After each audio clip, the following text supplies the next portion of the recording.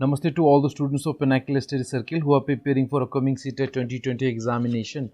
My name is Rahul Thapa and today we are going to learn about the chapter जिसका नाम है Our Country India, यानी कि हमारा देश भारत। चलिए शुरू करते हैं आज के इस चैप्टर के इम्पोर्टेंट कॉन्सेप्ट। तो सबसे पहले बात करते हैं भारत के विस्तार की, यानी कि भौगोलिक विस्तार, the geographical expansion of our country. तो इसको समझने के लिए मैं आपको सर्वे ऑफ इंडिया के मैप में ले चलता हूँ, जिसके थ्रू आप ज़्यादा बेहतरी से आप समझ पाएंगे। तो this is the geographical map of our country downloaded from the survey of India website. तो इस जोग्राफिकल मैप में आप देख सकते हैं हमारी कंट्री का संपूर्ण एक्सपेंशन और उसके फिजिकल फीचर्स। तो सबसे पहले मोटे मोटे तौर पे हमें ध्यान रखना है, हमारी जो कंट्री इंडिया है इसका टोटल जो जोग्राफिकल एक्सपेंस है, टोटल जोग्राफिकल एक्सपेंशन यानी कि संपूर्ण भौगोलिक जो विस्तार है वो है 3.28 मिलियन स्क्वायर किलोमीटर। तो ये है हमारी कंट्री का टोटल जोग्राफिकल एक्सपेंशन। इसको मैं इलेबोरेट करके लिखूं तो ये लगभग बैठता है 32,87,263। क्लियर? 32,87,263 स्क्वायर किलोमीटर पर वर्ग किलोमीटर पर हमारा भारत देश भौगोलिक रूप से फैला हुआ है। यह मैप का ये वाला हिस्सा नॉर्थ कोस्ट डिनोट करता है। अब आपको आगे ध्यान रखना है हमारे भारत के उत्तरी दिशा पर कौन सा जोग्राफिकल फीचर विराजमान है, दैट इज हिमालय। हिमालय श्रृंखला हमारे भारत को उत्तरी दिशा में कवर किए हुए है। वैसे ही पूर्वी दिशा में यानी कि ईस्टर्न डायरेक्शन में हम देखने को मिलता है बे ऑफ बंगाल यानी कि बंगाल की खाड़ी। उसी की भांति दक्षिणी यानी कि सदर्न साइड हमें देखने को मिलता है इंडियन ओशन यानी कि हिंद महासागर, जिसके बारे में हमने लास्ट चैप्टर में पढ़ा था कि एकलौता ऐसा ओशन है जिसका नाम किसी देश के नाम पर रखा गया है। इसके तथा वेस्ट में है हमारे पास AO यानी कि अरेबियन ओशन या सॉरी अरेबियन सी। जो अरेबियन सी है इसको हम हिंदी में अरब सागर भी कहते हैं, तो आप देख सकते हैं। तथा यहाँ पर है थर्ड रेगिस्तान, आप देख सकते हैं राजस्थान पर। तो ये है हमारे भारत का संपूर्ण ज्योग्राफिकल एक मोटे मोटे तौर पर एक्सपेंशन, जो लगभग 32,87,263 स्क्वायर किलोमीटर पर है, वर्ग किलोमीटर पर फैला हुआ है। तथा उत्तर में हिमालय, पूर्वी दिशा पर बंगाल की खाड़ी, दक्षिणी दिशा पर हिंद महासागर तथा पश्चिमी दिशा पर अरेबियन सी यानी कि अरब सागर घेरे हुए है। तथा अब इसके बाद हमें क्या ध्यान रखना है, इसके बाद हमें जो ध्यान रखना है हमारे देश की आबादी। तो हमारे देश की जो आबादी है वो लगभग कितनी है, सेंसस 2011 के हिसाब से हमें चलना होगा, क्योंकि सबसे जो लेटेस्ट सेंसस है वो सेंसस 2011 ही है। अब 2021 में हमें नया डेटा देखने को मिलेगा, तो लेकिन तब तक के लिए हमें सेंसस 2011 को ही फॉलो करना पड़ेगा। तो सेंसस 2011 के तहत हमारी कंट्री का जो पॉपुलेशन है वो है लगभग 120 करोड़। ठीक है, तो ये है हमारी कंट्री का अभी सेंसस 2011 के हिसाब से जो जनसंख्या है, संपूर्ण जनसंख्या भारत की वो लगभग 120 करोड़ है। अब हमें अगला एक शब्द याद रखना पड़ेगा। जैसा कि हमें पता है हम भारत को मोटे तौर पे दो भागों में बांटते हैं, उत्तरी भारत या दक्षिणी भारत। और दक्षिणी भारत की जब हम बात करते हैं तो दक्षिणी भारत को हम प्रायद्वीपीय भारत भी कहते हैं। प्रायद्वीपीय यानी कि पेनिनसुला। तो पेनिनसुला का मतलब होता क्या है, ये हमें ध्यान रखना पड़ेगा। पेनिनसुला का मतलब होता है a piece of land that is surrounded by water from 3 side, यानी कि ऐसा भूभाग जो पानी से 3 जगहों से घिरा हो। यानी जैसे पेनिनसुलर इंडिया की बात करें तो यहाँ पर है अरेबियन सी, यहाँ पर है बे ऑफ बंगाल और नीचे है इंडियन ओशन। तो देख सकते हैं ये तीनों ओर से घिरा हुआ है। तो ऐसे लैंड को हम क्या कहते हैं? पेनिनसुला। तथा वह भूभाग जो चारों तरफ से पानी से घिरा हो उसको कहेंगे हम आइसलैंड, यानी कि द्वीप। तो ये आपको एक जनरल पॉइंट ऑफ व्यू से ये चीज़ आपको ध्यान में रखनी है। अब आगे बढ़ते हैं। तो भारत के भौगोलिक विस्तार की बात करें तो जो सबसे पहले हमें ध्यान रखना है वो बात ये रही, ध्यान रखना है कि यहाँ पर जो आप देख सकते हैं ये जो लाइन है, ये इसको हम लॉन्जिट्यूड कहते हैं।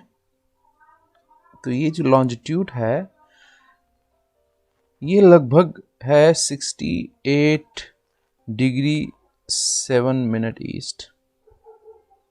क्लियर?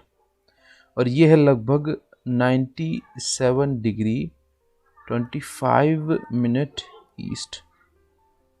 क्लियर?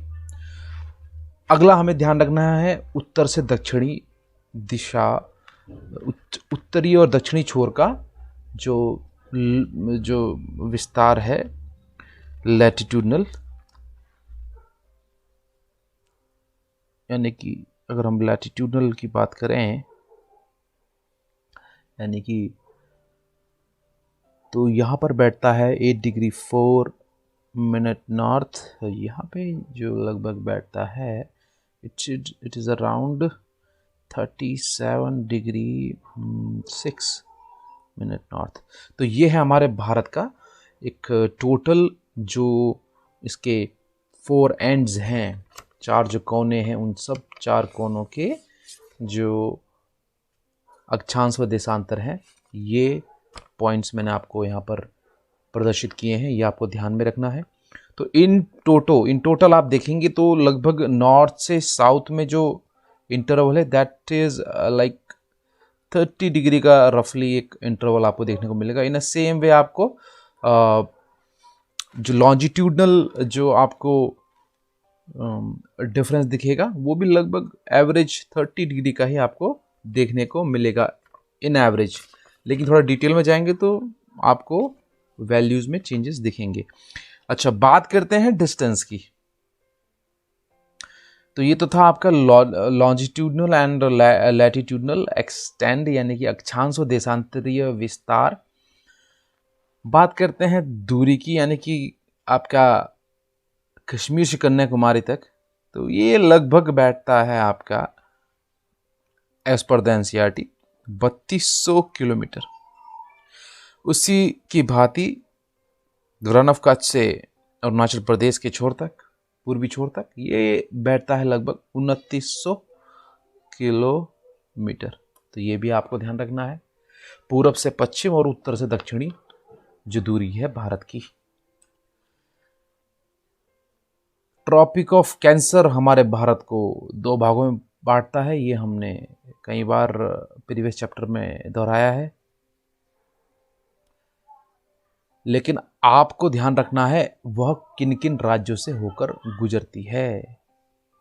ये सवाल मैं आपके लिए छोड़ता हूं, ये आपको कमेंट सेक्शन में मुझे उत्तर देकर बताना है। भारत का जो ये भौगोलिक विस्तार मैंने आपको बताया, इसके बाद आपको एक जो इम्पोर्टेंट लॉन्जिट्यूड के बारे में पता होना चाहिए, वो है 82.5 डिग्री, जो लगभग यहाँ से गुजरती है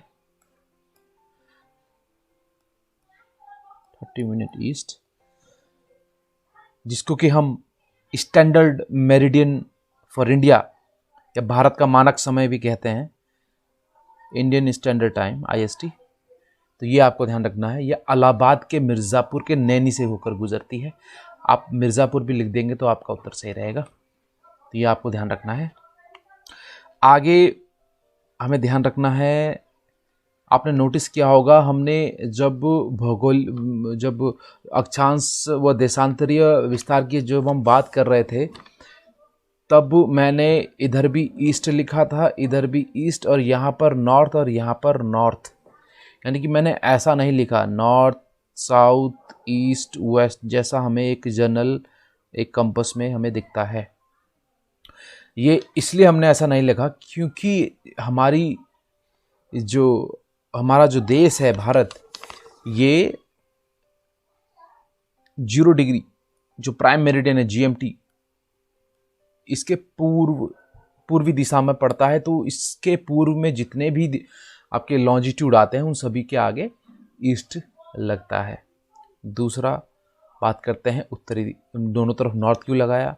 क्योंकि भारत 0 डिग्री यानी कि आपका इक्वेटर से, यानी कि नॉर्दर्न हेमिस्फीयर पे हमारा जो भारत है वो विराजमान है, तो इसीलिए हम दोनों छोर पर नॉर्थ लगाते हैं। तो ये आप ध्यान रखिएगा जब भी आप भारत का मैप बनाएं, और दोनों छोरों पर नॉर्थ साउथ ईस्ट वेस्ट इस तरीके से ना लिखें, बल्कि आपको north to north and east to east करके आपको लैटिट्यूडनल एंड लॉन्जिट्यूडनल एक्सटेंट को दर्शाना है। अगला हमें ध्यान रखना है तेलंगाना स्टेट के बारे में। तेलंगाना स्टेट आपको पता होगा 2014 में ये स्टेट घोषित किया गया था after getting excluded from the Andhra Pradesh, और तेलंगाना हमारे देश का 29वां राज्य बना था। तेलंगाना। अच्छा, ये कब बना था? ये बना था 2014 2 जून, ये आप लिख सकते हैं। क्लियर? अब बात करते हैं टाइम जोन की। अभी मैंने आपको भारत के टाइम जोन के बारे में बताया, लगभग 82 डिग्री पे है, और जो GMT से लगभग 5.5 घंटे अहेड है। क्या है? अहेड यानी कि आगे है हमारा जो भारतीय समय है। क्लियर? बात करते हैं टाइम जोन की, मानक समय की। तो हर देश का जितना ज़्यादा पूरब से पश्चिमी दिशा की ओर विस्तार ज़्यादा होगा, उनके पास मानक समय होने की जो संख्या है वो भी उनके विस्तार के अनुरूप बढ़ती जाती है। जैसे बात करें फ्रांस की, तो फ्रांस की कई कॉलोनीज हैं आउटसाइड देयर कंट्री, यानी कि आइसलैंडिक रूप में कई आइसलैंड है फ्रांस के, आज भी कॉलोनीज हैं। तो उसी के आधार पर फ्रांस का विश्व में सबसे अत्यधिक टाइम जोन है। फ्रांस के पास, ये लेटेस्ट रिपोर्ट के अनुसार मैं आपको बता रहा हूँ, फ्रांस जिसकी कैपिटल है पेरिस, यूरोपियन कंट्री है, इसके पास 12 टाइम जोन है। जैसे भारत के पास मात्र एक है ना हमारी कंट्री के पास, इंडिया के पास कितने टाइम जोन है? 1, इलाहाबाद। ठीक है, इतनी बड़ी कंट्री होने के बावजूद भी हमारे पास टाइम जोन सिर्फ एक है। उसके बाद है फ्रांस के पास 12 टाइम जोन है, ये आप लिख सकते हैं। USA के पास है लगभग NCERT में 7 लिखा हुआ है, लेकिन जो अदर वेबसाइट में 11 मेंशन है। ये NCERT का डेटा है, दैट इज जो 11 है ये लेटेस्ट डेटा मैं आपको बता रहा हूँ। तो ये है USA का टाइम जोन। अब बात करते हैं रशिया की। तो रशिया के पास जो लगभग टाइम जोन है वो 11 टाइम जोन है रशिया के पास। उसके बाद है UK, यानी कि यूनाइटेड किंगडम, इसके पास 9 है, और कनाडा के पास 6 टाइम जोन है। तो ये विभिन्न टाइम जोनों की संख्या है विश्व की। आपको ध्यान रखना है कि जो मैक्सिमम है वो किसके पास है। तो पेपर में आ सकता है कि भाई मैक्सिमम टाइम जोन किस देश के पास है, तो ये आपके पास उत्तर होना चाहिए, आप निरुत्तर ना रहें उस समय। अब बात करते हैं physical division. Clear? India is marked by a diversity of physical features. Clear?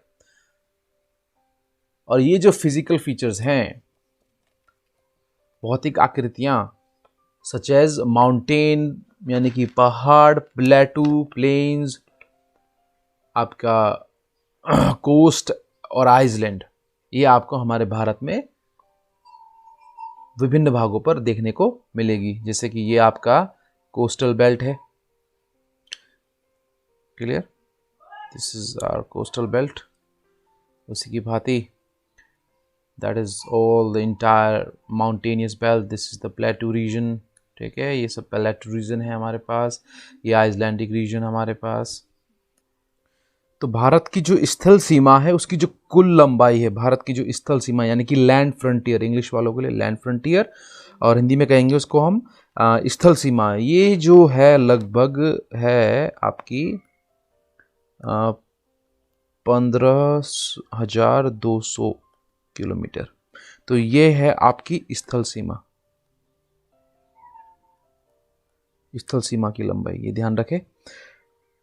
तथा जो तटीय लंबाई है हमारी, जो कोस्टल एरियाज की जो लंबाई है, यानी कि ये जो कोस्टल एरिया है हमारे पास, इसकी जो लंबाई है ये है लगभग 6100 यानी कि 6100 किलोमीटर। लेकिन ध्यान रखें ये मेनलैंड की है, क्लियर। लेकिन जब हम इसमें अंडमान एंड निकोबार आइसलैंड तथा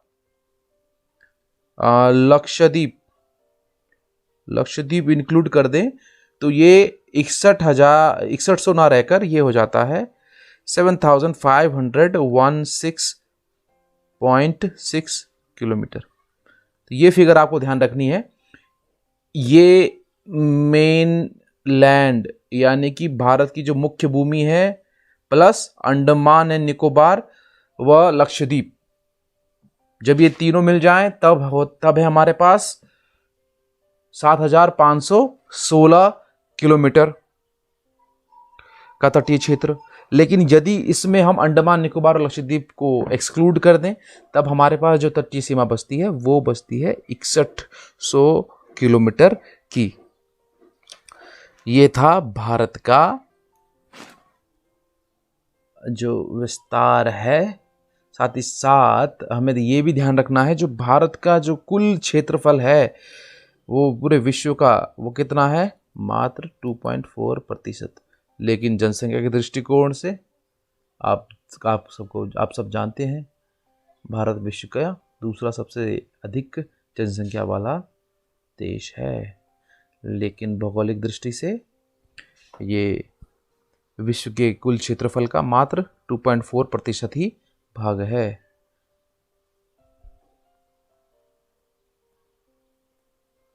विश्व के कुल क्षेत्रफल का कितने प्रतिशत, 2.4%। अब आगे बढ़ते हैं एनसीईआरटी में।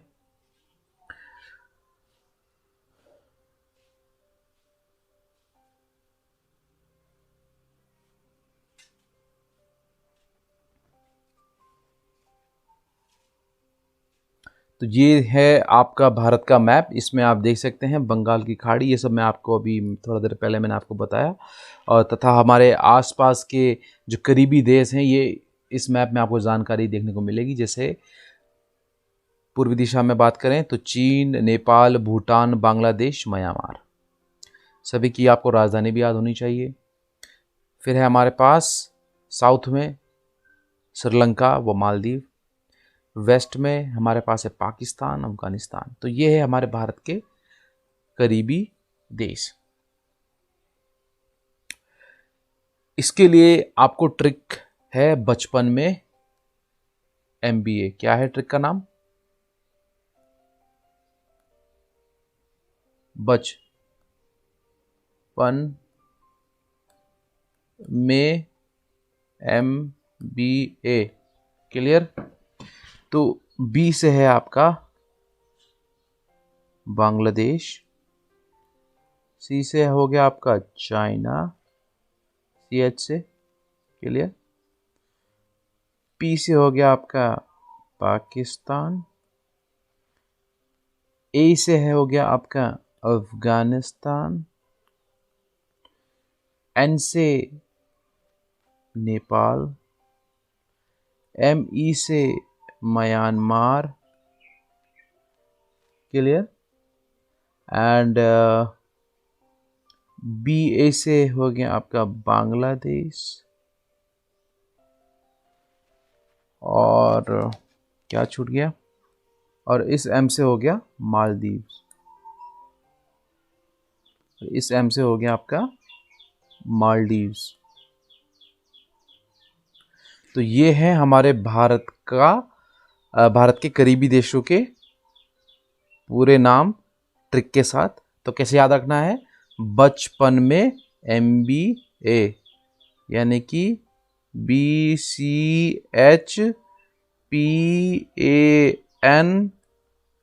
में MBA, ठीक है। एक छूट गया है श्रीलंका, ये आप अलग से आप लिख सकते हैं, ठीक है। बचपन में MBAs, अब इसको फर्स्ट ऑफ ही S में लिख सकते हैं, S से श्रीलंका हो जाएगा, ठीक है। अच्छा, तो A से, ये BA से हो गया आपका बांग्लादेश, ठीक है, बांग्लादेश। ME से हो गया आपका म्यांमार, क्लियर, जिसका पुराना नाम बर्मा है। और N से हो गया आपका नेपाल। फिर है हमारे पास PA से हो गया पाकिस्तान, और A से हो गया, P से पाकिस्तान हो गया, और A से हो गया हमारे पास अफगानिस्तान, P से पाकिस्तान, एंड CH से चाइना, और B से बांग्लादेश, एंड M से मालदीव। तो ये ट्रिक आपको ध्यान रखनी है। आगे बढ़ते हैं। तो ये है भारत का राजनीतिक मैप। इसमें आपको ध्यान रखना है, तेलंगाना भारत का 29वां राज्य है, मैंने आपको अभी बताया, 2014 में अलग हुआ। ये आंध्र प्रदेश से अलग हुआ, क्लियर। इसकी जो राजधानी है ये आपको ध्यान में रखनी है। क्या है राजधानी तेलंगाना की? हैदराबाद। आंध्र प्रदेश की क्या है? अमरावती। लेकिन ध्यान रखें, हैदराबाद दोनों ही जो राज्यों के लिए, आपका तेलंगाना और आंध्र प्रदेश के लिए लगभग 10 सालों के लिए एक जॉइंट कैपिटल की तरह कार्य करेगा। अभी हाल ही में नए राज्य भी, नए केंद्र शासित प्रदेश हमें देखने को मिले हैं भारत में, जैसे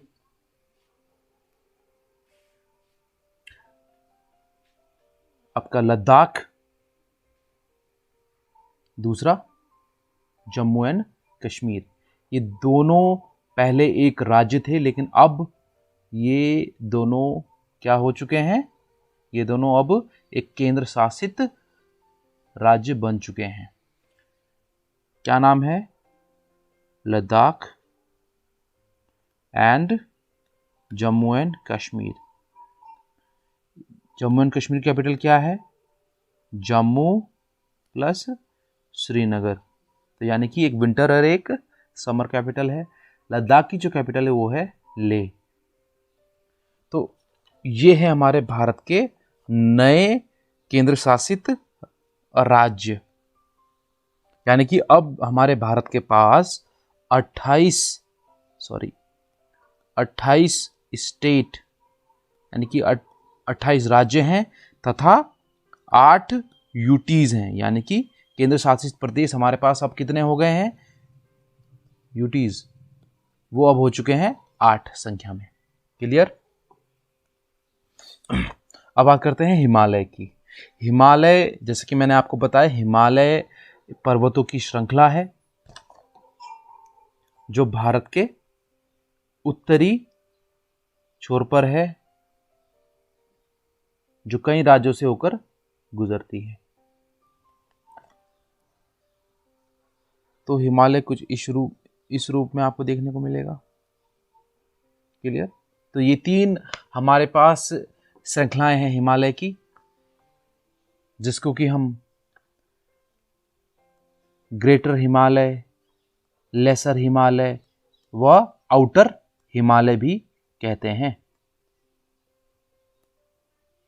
वृद्ध हिमालय, मध्य हिमालय या शिवालिक रेंज, इसको हम शिवालिक कहेंगे तो ज़्यादा एप्रोप्रिएट रहेगा, शिवालिक रेंज। क्लियर? हिमालय का मैंने आपको शब्द का अर्थ नहीं बताया। हिमालय जो शब्द है वो दो शब्द से मिलकर बना है, हिम प्लस अलाय, ठीक है, जिसका अर्थ होता है बर्फ का घर या the abode of snow. Clear? यानी कि अबोर्ड का मतलब होता है घर।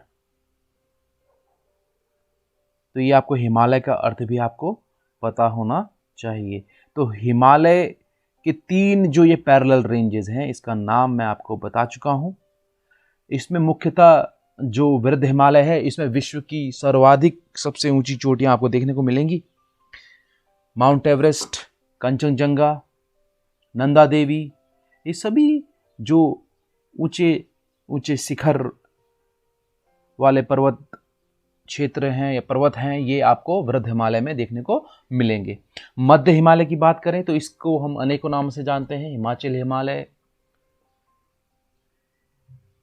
कुमाऊं हिमालय, पंजाब हिमालय, इसको आप कई नामों से हम पुकारते हैं। ध्यान रखिएगा, जो मिडिल हिमालय है, जो मध्य हिमालय है हमारा, यह मुख्यतः टूरिस्ट डेस्टिनेशन के लिए फेमस है। यानी कि आपको यहाँ पर बहुत सारे पॉपुलर हिल स्टेशन आपको देखने को मिलेंगे। करीबी क्षेत्र की बात करें तो मसूरी इसका एक बहुत अच्छा एक उदाहरण बन सकता है। उसी तरह शिमला है, हमारे पास शिमला है इसी रेंज पर। तो इस तरह के अनेकों आपको एग्जाम्पल देखने को मिलेंगे मध्य हिमालय में। यानी कि मध्य हिमालय आमतौर पर टूरिस्ट डेस्टिनेशन, हिल स्टेशन के लिए बहुत अच्छा एक इन्वायरमेंट प्रदान करता है। बात करते हैं शिवालिक की। शिवालिक को हम आउटर हिमालय भी कहते हैं। ये हिमालय का सबसे अंतिम व सबसे नवीन, मतलब तीनों श्रृंखलाओं में सबसे नवीन यदि कोई श्रृंखला है तो वो है शिवालिक। ये आपको ध्यान रखना है। अब बात करते हैं नॉर्दर्न प्लेन का। अच्छा, उससे पहले हिमालय का जो टोटल जो एक्सपेंशन है वो आपको ध्यान में रखना चाहिए। पश्चिम में सिंधु नदी से लेकर पूर्व में, यानी कि सिंधु नदी, जिसको हम इंडस रिवर भी कहते हैं, यहाँ से यहाँ तक, यानी कि जो ब्रह्मपुत्र आपको देखने को मिलेगा। तो पश्चिमी से सिंधु नदी से लेकर पूर्व में ब्रह्मपुत्र नदी तक जो चापाकार रूप में, ये देख रहे हैं ना आप, चापाकार रूप, चापा सिंटेक्शल बैंड कहते हैं इसको इंग्लिश में। तो चापाकार रूप में लगभग 2400 किलोमीटर, कितना, 2400 आपका किलोमीटर भौगोलिक जो लंबाई है हमारे हिमालय की है, देखने को मिलती है। अब बात करते हैं भारत के उत्तरी मैदान की। बात करें तो लगभग 7 लाख स्क्वायर किलोमीटर में ये फैला हुआ है। Northern plain. क्लियर? तो जो उत्तरी मैदान है वो कितने, 7 लाख स्क्वायर किलोमीटर पर फैला है। अब बात करते हैं भारत के मरुस्थलीय या महामरुस्थलीय क्षेत्र, यानी कि थार डेजर्ट इसका एक प्रमुख उदाहरण है। यहाँ पर बहुत ही शुष्क तथा गर्म तथा रेतीला स्थल है। यहाँ पर वनस्पति एकदम नगण्य होती है, बिल्कुल भी नहीं होती है। वर्षा की बहुत ही ज़्यादा यहाँ पर कमी रहती है। और क्यों रहती है इसके बारे में हम पहले भी पढ़ चुके हैं। अरावली के स्थिति के कारण, जो अरावली रेंज है, ये मानसूनी जो साउथ वेस्ट विंड आती है उसके पैरेलल होने के कारण यहाँ पर ऐसा इन्वायरमेंट हमें देखने को, शुष्क इन्वायरमेंट हमें देखने को मिलता है। बात करते हैं प्रायद्वीपीय भारत की। प्रायद्वीपीय भारत की बात करें तो ये हमें ट्रायंगल के रूप में आपको देखने को मिलेगा। क्लियर? त्रिभुजाकार में। दूसरा हमें ध्यान रखना है कि यहाँ पर कई सारे उत्तर से पश्चिमी तक कई सारी श्रृंखलाएं आपको देखने को मिली। जैसे आपकी अरावली श्रृंखलाएं इसकी एक बहुत अच्छा एक उदाहरण है, जो विश्व का सबसे पुरानी एक श्रृंखला है। मैंने आपको बताया था अरावली फोल्ड माउंटेन रेंज है, लेकिन बहुत ही वृद्ध अवस्था की ये एक वलित पर्वत है। अब बात करते हैं विंध्या एंड सतपुड़ा की। विंध्यांचल तथा सतपुड़ा रेंज, इसके बारे में भी मैंने आपको जिक्र किया था। विंध्यांस रेंज की हम बात करें तो ये लगभग यहाँ पर आपको देखने को मिलेगा। मैं पहले इसको रब करके आपको दिखाने की कोशिश करता हूँ। तो ये है आपका विंध्यांस रेंज और ये है आपका सतपुड़ा रेंज। तो विंध्यांस रेंज जो है, इन दोनों के बीच से गुजरती है नदी जिसका नाम है नर्मदा। क्लियर? जो कहाँ गिरती है? गल्फ ऑफ खंबात में। अच्छा, उससे पहले आपको ध्यान रखना है जो विंध्यांचल है, जो विंध्यांस रेंज है, इसकी जो सबसे जो ऊंची चोटी है उसका नाम है गुडविल पीक। गुडविल पीक, ये आपको ध्यान रखना है। गुडविल पीक जिसकी ऊंचाई है लगभग 752 मीटर। क्लियर? मेन सी लेवल से। इसको सद्भावना शिखर भी कहते हैं। सद्भावना शिखर। उसी तरह जो आपका सतपुड़ा रेंज है नीचे, इसकी जो सबसे ऊंची चोटी है उसका नाम है धूपगढ़। ये दोनों एमपी में, ध्यान रखें, दोनों मध्य प्रदेश में है। और धूपगढ़ की जो ऊंचाई है वो है लगभग 1350 मीटर।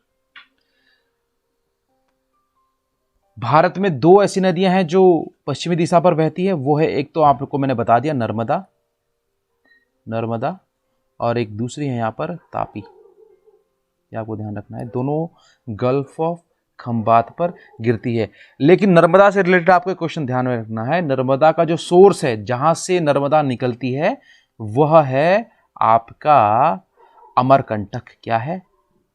अमरकंटक। अमरकंटक की पहाड़ियां यहां से निकलती है, अमरकंटक से निकलती है आपकी नर्मदा। ये नर्मदा का स्रोत है। उसी की भांति जो आपका तापी है, इसका जो सोर्स रीजन है ये आपका सतपुड़ा रेंज पर है। ये सतपुड़ा रेंज से निकलती है तापी। और सतपुड़ा रेंज के कहां पर? ये निकलती है गाविलगर हिल से। गाविलगर हिल से निकलती है आपकी तापी निकलती है। अच्छा, दूसरा आपको ध्यान रखना है, नर्मदा को ना वहां पर लोकल भाषा में रेवा भी कहा जाता है। तो ये आपको ध्यान रखना पड़ेगा, रेवा। क्लियर? अब बात करते हैं वेस्टर्न घाट तथा ईस्टर्न। तो फर्स्ट ऑफ ऑल वेस्टर्न जो घाट है हमारे पास, this is western ghat. Western ghat को सह्याद्री भी कहा जाता है। सह्याद्री। क्लियर? और ये है आपका ईस्टर्न घाट, और बीच में है हमारे पास डेक्कन प्लेटू। तो ये वाला जो रीजन है, दैट इज योर डेक्कन प्लेटू वाला रीजन। तो आप कह सकते हैं वेस्टर्न घाट जो है ये वेस्टर्न साइड है आपके डेक्कन प्लेटू के, और ईस्टर्न घाट ईस्टर्न साइड है डेक्कन, डीपी, यानी कि आपका डेक्कन प्लेटू। अगला ध्यान रखना है, जो वेस्टर्न घाट की जो एलिवेशन है दैट इज अराउंड 900 टू 1600 आपको देखने को मिलेगी on an average. 900 to 1600। Clear? जो एवरेज इसका जो एलिवेशन है, जो ऊंचाई है। ईस्टर्न घाट की जो एवरेज जो ऊंचाई है दैट इज अराउंड 600 मीटर। ये कंटिन्यूअस वेस्टर्न घाट जो है ये कंटिन्यूअस रेंज है, यानी कि एक समान है लगभग। यू कैन से वेस्टर्न घाट कैसी रेंज है? एक समान, इसको कहेंगे इंग्लिश में कंटिन्यूअस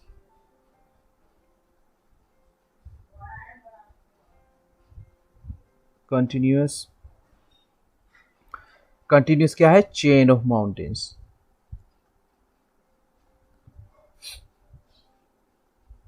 और यहाँ पर आपको जगह जगह पासेस देखने को मिलेंगे, थाल घाट, पाल घाट, है ना, भोर घाट, इस तरीके से अलग अलग आपको पासेस देखने को मिलेंगे आपके वेस्टर्न साइड में। ईस्टर्न साइड की बात करें तो ये बहुत ही एक हाईली डेनिडेटेड है और एक अनकंटिन्यूअस है। Basically you can say broken and uneven type का ये माउंटेन रेंज है, ब्रोकन और uneven, discontinued you can say. और मोस्ट ऑफ द जो वेस्टर्न घाट से जो रिवर ओरिजिनेट होती है, जैसे आपका नर्मदा और तापी तो वेस्टर्न घाट में वेस्टर्न वेस्ट फ्लोइंग यानी कि आपका गल्फ ऑफ खंबात में गिरती है यहाँ पर नर्मदा और तापी। और उसके बाद जो मोस्ट ऑफ द रिवर जो यहाँ से ओरिजिनेट होती है, that all goes to the Bay of Bengal. Godavari, Mahanadi, Krishna, Kaveri, Tungabhadra, इसमें बड़े नाम शामिल हैं। अब आगे आपको ध्यान रखना है इनकी जो ऊंची चोटी है, ठीक है, तो इसके बारे में आपको मैं ढंग से इसको रफ करने के बाद समझाता हूँ। तो सबसे पहले बात करते हैं वेस्टर्न घाट की जो सबसे ऊंची चोटी है उसका नाम क्या है। तो वेस्टर्न घाट की जो सबसे ऊंची चोटी है उसका नाम है अन्नामुड़ी। अन्नामुड़ी ये लगभग 2695 मीटर है अबव मेन सी लेवल।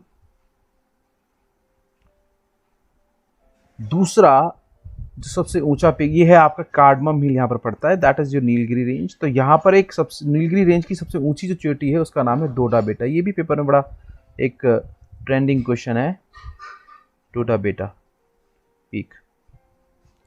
तो डोडा बेटा की चोटी इसका जो हाइट है वो है एलिवेशन जो है वो लगभग 2637 मीटर है, 2637 मीटर। तो ये है 2695, दैट इज योर 37, तो लगभग 50 मीटर का अंतर है एवरेज। अब आगे देखते हैं कि वेस्टर्न घाट किन किन राज्यों से होकर गुजरता है। तो 6 राज्य हैं जहाँ से वेस्टर्न घाट यानी कि आपका जो पश्चिमी घाट है ये गुजरता है। ये 6 राज्य कौन कौन से हैं आपका, केरला, तमिलनाडु,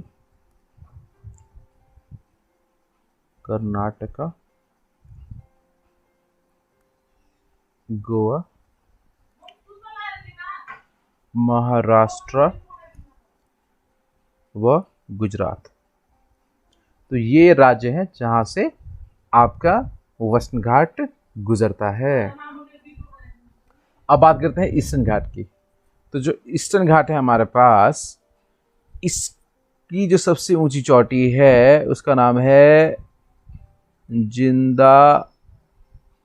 जिद्दागढ़ा।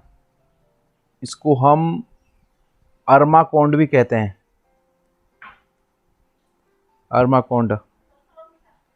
अरमाकोंडा भी कहते हैं, जिसकी जो हाइट है वो है लगभग 1690 मीटर। कहाँ पर है, आंध्र प्रदेश में है ये।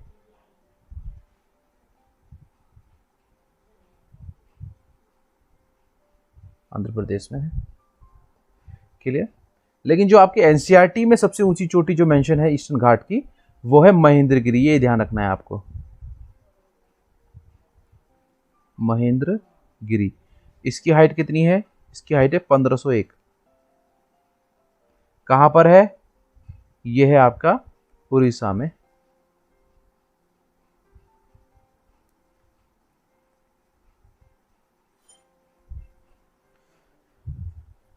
तो ये था आपका वेस्टर्न और ईस्टर्न घाट। लेकिन जो पश्चिमी और पूर्वी घाट के मध्य में जितने भी पठारी क्षेत्र हैं ये खनिजों के लिए बहुत प्रसिद्ध हैं। इनमें कोयला और लोहे के अयस्क बहुत अत्यधिक मात्रा में मिलते हैं बाकी भारतीय क्षेत्रों, भौगोलिक क्षेत्रों के तुलना में।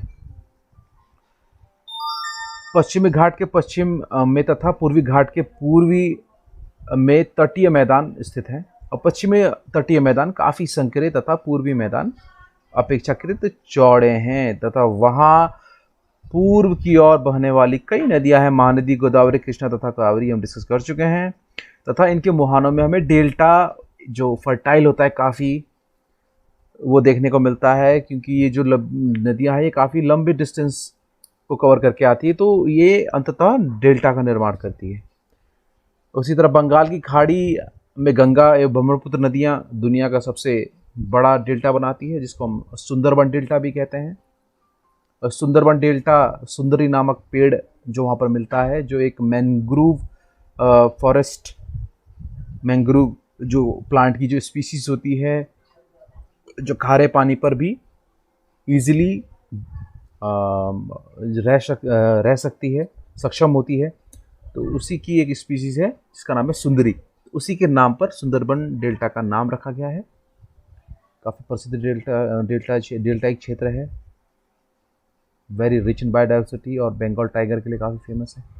अच्छा, अब बात करते हैं द्वीप समूह की। तो भारत के दो प्रसिद्ध द्वीप समूह हैं, लक्षद्वीप द्वीप समूह तथा अंडमान द्वीप समूह, अंडमान एंड निकोबार। दोनों में ध्यान रखना है, जो लक्षद्वीप है यहाँ पर आपको कोरल द्वारा निर्मित द्वीप आपको ज़्यादा देखने को मिलेंगे, और अंडमान में आपको वल्केनिक दो आपको चोटियाँ मिलेंगी, जिनमें से एक एक्टिव है जिसका नाम है बैरन आइलैंड। बैरन आइलैंड एक्टिव है, और एक है नारकोंडम, ये डोरमेंट अवस्था पर है ये वोल्केनो। तो ये दो बड़े एग्जाम के पर्सपेक्टिव से पूछे जाते हैं, खासकर बैरन आइलैंड कौन सा एक्टिव है। सुनामी शब्द की बात करें तो सुनामी जो शब्द है ये एक जापानीज शब्द से लिया गया है, जापानीज शब्द है सुनामी, जिसमें सु का अर्थ है बंदरगाह, यानी कि हार्बर, या आप इसको इंग्लिश में हार्बर या आप इसको पोर्ट भी कह सकते हैं। तो सु का मतलब हो गया हार्बर या पोर्ट, और दूसरा शब्द है हमारे पास नामी, जिसका अर्थ होता है तरंग या वेव्स। क्लियर? तो दो शब्द से बना है, सु प्लस नामी। सु का अर्थ हो गया बंदरगाह और नामी का अर्थ हो गया तरंग। तो इस प्रकार सुनामी शब्द का अर्थ हो गया बंदरगाह का तरंग। क्लियर? तो इस शब्द की जो रचना है जापान के उन मछुआरों द्वारा की गई थी जिन्होंने कई बार खुले समुद्र में तरंगों का कई विशिष्ट हलचल ना होने पर भी बंदरगाह को उजड़ते देखा था। इसलिए उन्होंने इस परिघटना को क्या बोल दिया? सुनामी बोल दिया। तो सुनामी को कैसे परिभाषित करेंगे? तो समुद्र में उठी कई मीटर ऊंची उठने वाली लहरों को ही सुनामी कहा जाता है। तो कई मीटर जो लहरें उठ जाती है, और ये लहरें उठती क्यों हैं, यानी कि जो वेव्स हैं, सी वेव्स, ये उठती क्यों हैं? It's because of the